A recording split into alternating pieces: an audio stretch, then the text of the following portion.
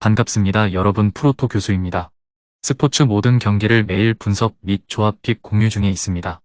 영상에 공개되지 않는 정보들도 정보방에 입장하시면 확인하실 수 있으니 참여를 희망하시는 분들은 영상 하단 고정 링크를 통해서 아무 조건 없이 자유롭게 참여가 가능하니 많은 참여 부탁드리겠습니다.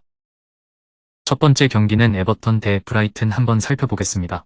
에버튼은 맨시티와 1대1로 비기면서 수비적인 장점을 드러냈습니다. 상대 감독인 펩 과르디올라가 교체 카드를 쓰는데 상당히 소극적이었던 점이 행운이었으나 강호를 상대로 승점 한 점을 따왔다는 점은 긍정적으로 볼 수 있는 대목이었죠. 맨시티전에서는 전력 열세를 인정하고 거친 플레이와 침대 축구 방식으로 나오는 모습이었습니다. 다만 울브스전에서 강한 전방 압박과 측면에서의 수적 우위를 구성하는 플랜을 들고 온 것에서 알 수 있듯이 기본적인 에버튼의 플랜은 압박과 측면에서의 전개라고 보는 것이 옳습니다. 그러나 윙어들에게도 압박에 가담하는 강도를 상당히 늘리기 때문에 윙어들이 공격에 투자할 체력까지 수비에 투자하고 있는 상태. 올 시즌 최다 득점자가 윙어인 고든인데 그 고든마저 이번 경기에서는 출전이 불가능합니다. 에버튼에게 현 상황에서 다득점을 기대하기에는 무리이고 선수들이 체력적인 부담을 느끼고 있는 듯한 모습입니다. 안정적인 수비진을 구축했다는 평가는 다르게 최근 4경기에서 모두 실점을 기록하고 입구 3경기에서는 멀티 실점을 내주었습니다. 특히 최근에는 전반부터 골을 내주면서 기세를 상대에게 넘겨주는 모습을 보여주고 있고 선술했던 압박 전술 탓에 후반전에는 기동성과 체력이 급격하게 떨어지는 모습을 보여주고 있습니다. 미나, 오나나 등 수비에 기여할 수 있는 선수들이 상당수 불천한다는 점도 큰 타격입니다. 브라이튼은 아스날에게 2대4로 패했습니다. 중원 공백이 상당히 뼈아팠는데 메갈리스터의 월드컵 휴가와 카이세도의 퇴장 징계로 인해 3선을 100% 구성하지 못한 것이 아쉬웠습니다. 그래도 미토마의 활약과 압박 플랜으로 효과를 본 모습은 인상적이었죠. 기동력과 체력이 매우 좋은 것이 특징입니다. 경기 시작부터 압박을 상당히 가하면서 상대의 빌드업의 성공률을 낮추고 턴오버로 짧은 거리에서의 역습을 구사하는 것이 브라이튼의 플랜. 경기 후반에도 공격적인 기조가 꺾이지 않는다는 점에는 주목을 해볼 만한데 지난 경기 두 골도 모두 후반에 기록한 바 있습니다. 에버튼이 앞서 언급했듯이 후반에 꽤 체력적인 부침을 겪고 있기도 하고 전반적인 실점률이 폭증하고 있어 충분히 득점력을 발휘해 볼 수 있는 환경이라고 할 수 있습니다.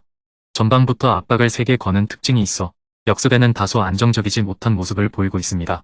에버튼의 득점력이 올 시즌 최악 수준까지 떨어져 있는 상황임은 감안할 필요가 있지만 상대도 압박과 측면에서의 수적 우위를 만드는 시스템을 구축하는 데는 성공한 모습을 보여주고 있어 수비적으로는 주의가 필요할 것으로 보입니다.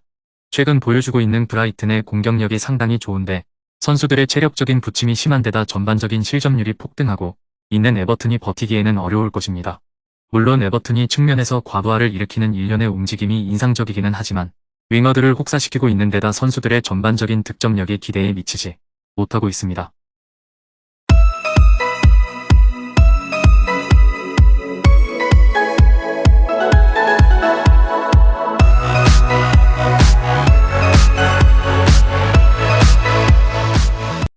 두 번째 경기는 레스터 대 풀럼 한번 살펴보겠습니다. 레스터는 리버풀에게 1대2로 패배했습니다. 전반 5분부터 선제골이 나오면서 기세를 제압하나 했지만 파스의 자책골 2번이 치명적으로 작용하고 말았습니다. 2연패를 기록하고 있는 상황인데 뉴캐슬과 리버풀이라는 강호를 상대했다는 점은 감안해야 하지만 월드컵 이후 상황이 썩 녹록지는 않습니다. 다만 지난 경기에서의 경기 플랜은 상당히 좋았고 리버풀에게 필드골을 하나도 허용하지 않은 모습이었습니다. 양 윙이 수비 시에는 내려오면서 양상을 만들면서 수비와 미드필더 라인의 공간을 수비하는 데 큰 어려움이 없었던 모습. 리버풀의 3톱을 틀어막는 데는 어느 정도 성공했다고 할 수 있습니다. 자책골 2개를 허용한 파스의 적극적인 수비가 실점에 영향을 주기는 했지만 그동안은 하프라인에서의 리커버리로 실점 위기를 미연에 방지하는 역할을 잘 해주었습니다. 메디슨의 결장으로 인해 공격진에서는 섬세한 빌드업이 불가능할 가능성이 높은데 지난 경기에서도 대부분의 빌드업이 롱킥으로 이루어졌고 선제골도 워드의 롱킥이 시발점이 된 모습입니다. 라인을 돌파하는 것이 장기인 바디와 이에아나초의 폼이 올 시즌에는 기대에 미치지 못하고 있으나 플레이 특성은 현재 레스터가 보여주고 있는 역습 성향과는 잘 맞아 들어가고 있습니다. 풀럼은 팰리스와 풀럼에게 연승을 거두고 안정적인 승점을 확보하고 있습니다. 지난 경기에서도 중앙 장악에 성공한 뒤 시종일관 경기를 주도하는 모습을 보여주었고 현재 레스터가 역습 성향으로 경기 기조를 바꾼 터라 이번 경기에서도 중앙에서의 주도권을 쥘 가능성이 높아 보입니다. 월드컵 이후에는 실점 억제 능력도 꽤 안정적인 모습이고 지난 경기에서 한 골을 허용하기는 했지만 워드프라우즈의 프리킥으로 허용한 것이었고 월드컵 이후에는 필드골을 하나도 허용하지 않고 있습니다. 디오프가 피지컬적인 장점과 함께 수비 시에는 테크닉과 지능적인 움직임을 보여주고 있고 무리한 전진은 삼가면서 수비 리스크를 최소화하고 있는 상태. 다만 전방에서의 활동 범위가 상당히 높은 유형이라 역습 상황에서의 약점은 뚜렷한 편입니다. 올 시즌 풀럼보다 상대 진영에서 활동하는 빈도가 높은 팀은 5팀밖에 없는 상태. 팀 림도 빌드업과 전진성으로 공격 작업에 상당히 관여하는 빈도가 높은 상황이라 수비 상황에서는 상당한 리스크가 있다는 점은 고려해야 할 것입니다. 올 시즌 승리를 거둔 경기에서 2골 차 이상의 승리를 거둔 것은 2번뿐으로 수비적인 리스크를 미트로비치가 주축인 공격진이 메우고 있다고 보는 편이 좋겠습니다. 풀럼이 유리한 상황으로 보는 편이 좋겠습니다.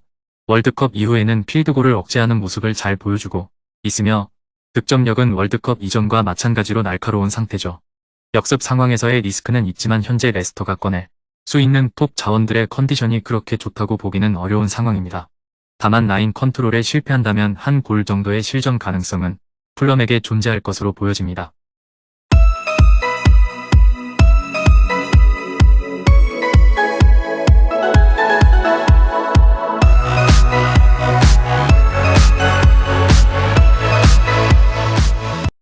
마지막 세 번째 경기는 아스날 대 뉴캐슬 한번 살펴보겠습니다. 아스날은 까다로운 전력이었던 브라이튼을 4대2로 격파하고 부상 공백에도 1위를 꾸준히 유지하고 있습니다. 맨시티와 뉴캐슬이 모두 비기면서 승점 차이를 더 벌리는 대성공. 이 경기를 이기면 뉴캐슬과의 승점 차이를 12점 차이까지 벌릴 수 있습니다. 제수스의 부상 결장이 길어지면서 공격진의 파괴력이 우려되었으나 현재로서는 공격력에 큰 문제는 없다고 보는 편이 낫습니다. 공격진의 3명이 모두 2경기 연속으로 득점을 기록하고 있는 상황이죠. 마르티넬리의 기동성이 문제가 되고 있지만 우측의 사카가 이를 메워줄 수 있어 큰 문제는 아닙니다. 삼선의 안정감도 상당한 상황이라 플랜 A인 주도적인 경기를 풀어나가는 데 큰 문제점은 없을 것. 다만 압박에 취약한 모습을 보여준 것은 아쉬운 부분입니다. 전반 시작 이후 브라이튼의 강한 압박에 볼 소유 탈취가 빈번하게 일어났던 모습이었고 부상에서 회복한 도미아스와 티어니를 투입한 이후에 이 단점이 극대화되면서 만회 골을 허용하는 모습을 보여주고 말았고 결국 500으로 전환하는 계기가 되고 말았습니다.